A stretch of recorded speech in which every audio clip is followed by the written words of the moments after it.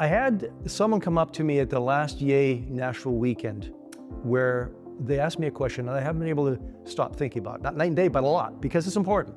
And I thought about it and I want to share with you what I've landed on for this person's question to me. What do I need to do to become successful? How do I advance my career, whether it be within ASHRAE, within my company, and just my life?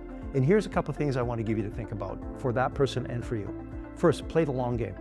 Too often, in a lot of the companies you work for, it's about quarterly results. It's about the project deliverables. And I get that that's important. Think long game. You're going to be playing a lot of games in life, a lot of short games, but make sure the arc of the long game is something you're focusing on every day. Okay, next point. Be consistent. This ties in with playing the long game. When you have a bad season or a bad quarter, you don't go home. You don't hang up the skates, as they say. You stay. Consistency is one of the key factors for success, not only in leadership, but in life. Third one ties in with this as well. Have a plan, but be prepared to change, right? Quick adapting and modification is important.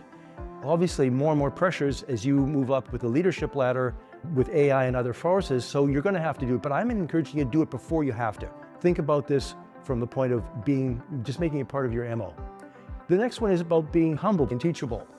Humility and teachability is just so important, right? Because if you show up like you know it all at 29, I know you don't, and you know you don't. Be honest. Let's talk meaningfully, honestly, as two people, one that's already had more experience and the other who has something to learn. Let's just be honest about it. That ties into the last point. Find truth speakers. Truth speakers tell you what you need to hear, but don't want to hear. I'll say that again. Truth speakers tell you what you need to hear, but don't want to hear. And I won't go into detail here, but I can tell you that I think back, and there's probably literally a handful of people over the last 50 years that got in my face and told me what I needed to hear but didn't want to hear. Put me on probation, gave me 3 months notice, one case fired me.